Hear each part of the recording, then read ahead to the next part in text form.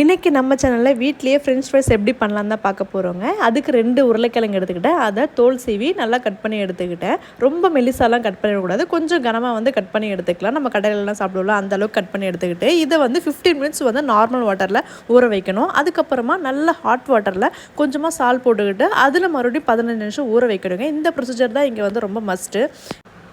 இது 15 minutes hot வாட்டரில் நல்லா ஊறின பிறகு அதை எடுத்து ஒரு டவலில் நம்ம எடுத்து வச்சுக்கலாம். ஈரப்பதம் இல்லாத மாதிரி ஒரு டவலில் போட்டு வச்சுட்டு அதை நம்ம ஃப்ரை பண்ணி எடுக்க போகிறோம்.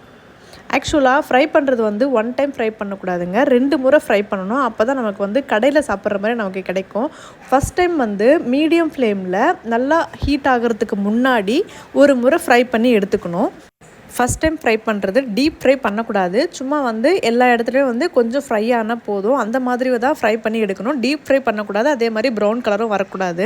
அதுக்கு மிடில் தான் நம்ம ஃப்ரை பண்ணி அதை எடுத்து வச்சுக்க போகிறோம். சப்போஸ் நெக்ஸ்ட் டைம் உங்களுக்கு ஃப்ரெஞ்ச் ஃப்ரை சாப்பிட்ணும் போல் இருந்துச்சுன்னா இந்த ஃபஸ்ட் டைம் ஃப்ரை பண்ணுறோம் இல்லையா, இது நம்ம அப்படியே எடுத்து ஸ்டோர் பண்ணி வச்சுக்கலாம். ஸ்டோர் பண்ணி வைக்கிறதுக்கு முன்னாடி நம்ம ஆயிலெலாம் அப்சர்வ் பண்ணி தான் எடுத்து வைக்கணும். ஆயில் நம்ம ஒரு டிஷ்யூ வச்சு மேலோட்டமாக அழுத்தி அதை அப்சர்வ் பண்ணி எடுத்துடலாம். இது நம்ம next time french fries fry பண்ணி சாப்பிட்றதுக்கு நல்லாயிருக்கும். அப்போ நம்ம 1 டைம் மட்டும் ஃப்ரை பண்ணால் போதும். இப்போ நம்ம செகண்ட் டைம் ஃப்ரை பண்ணி எடுத்துடலாம். செகண்ட் டைம் ஃப்ரை பண்ணுறதுக்கு ஆயில் நல்லா ஹீட்டாக இருக்கணும், நிறைய ஆயில் ஊற்றிக்கணும்.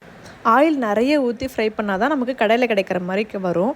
இப்போ நிறைய ஆயில் ஊற்றி நம்ம நல்லா ஹீட் ஆனதுமே இதை ஃப்ரை பண்ணி எடுத்துக்கலாம். இப்போ பார்த்திங்கன்னா லைட் கோல்டன் ப்ரௌன் கலரில் வந்திருக்கு. ஸோ இதுவே கரெக்டான ஸ்டேஜ். ஸோ இந்த ஸ்டேஜில் நம்ம எடுத்துக்கிட்டு வேணும்னா லைட்டாக ரெட் சில்லி பவுடர் கொஞ்சமாக தூவி விட்டுக்கிட்டு கெச்சப் வச்சு சாப்பிட்டிங்கன்னா அவ்வளோ சூப்பராக இருக்கும். நிஜமாகவே இது ரொம்ப சூப்பராக இருந்துச்சுங்க. இதே ப்ராசஸை ஃபாலோ பண்ணி நீங்களும் உங்கள் வீட்டில் ட்ரை பண்ணுங்கள். பாய்.